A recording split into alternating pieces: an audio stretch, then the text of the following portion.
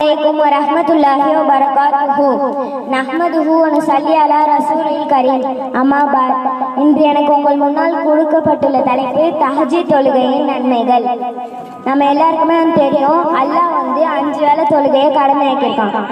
அது என்னென்ன? ஃபஜ்ர், லுஹர், அஸர், மக்ரிப், இஷா. மட்டும் இல்லாம நபி நம்மளுக்கு சுன்னத் தொழுகையை சொல்லி கொடுத்துருக்காங்க. அது லுஹா தொழுகை, கிரகண தொழுகை, மலை தொழுகை. அதுல ஒண்ணுதான் தஹஜ்ஜுத் தொழுகை. தஹஜ்ஜுத் தொழுவதனால என்னென்ன நன்மைகள் பத்தி பார்க்கலாம். அல்லாஹ் சொல்றான், தஹஜ்ஜுத் தொழுவங்களுக்கு நான் உயர்ந்த நிலையை தரேன் அப்படின்னு சொல்றான். அது மட்டும் சொல்லாம எனக்காக இரவுல எழுந்துச்சு தஹஜ்ஜுத் தொழுவங்களுக்கு கண் குளிர்ச்சியான ஒரு விஷயத்த நான் செய்வேன்னு சொல்றான். கண் குளிர்ச்சியான ஒரு விஷயம்னா மறுபையில என்னென்ன இருக்கும்? சொர்க்கம், நரகம் இருக்கும். அதுல கண் குளிர்ச்சி தரக்கூடியதான் சொர்க்கம் தானே. அதனால தஹஜ்ஜுத் தொழுறவங்களுக்கு சொர்க்கத்தை தரேன் அல்லாஹ் சொல்றான்.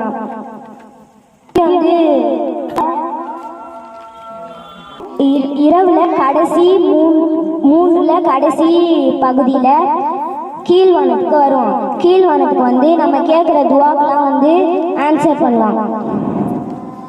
நம்ம கேட்குற துவாக்கெல்லாம் ஆன்சர் பண்ணுவோம். அப்போ நம்ம பாவ மன்னிப்பையும் மன்னிப்போம். மனிதர்கள் சிறந்தவங்க தஹஜ்ஜுத் தொழுகிறவங்க அப்படின்னு சொல்றாங்க. அதோட நன்மைகள் என்னன்னா, அல்லாஹ்வுடைய நெருக்கம் கிடைக்கும், பாவ மன்னிப்பு ஏற்றுக்கொள்ளப்படும், அப்புறம் துவா கபூல் செய்யப்படும், இதே அமைதி கிடைக்கும். ஏன்னா நம்ம நைட்ல தொழுவுக்குள்ளதான் யாரோட தொழிலும் இல்லாம நிம்மதியா அல்லாஹ் கிட்ட தொழுவ முடியும். அதனால இதே அமைதி கிடைக்கும், நம்பிக்கையின் அடையாளமாகும்.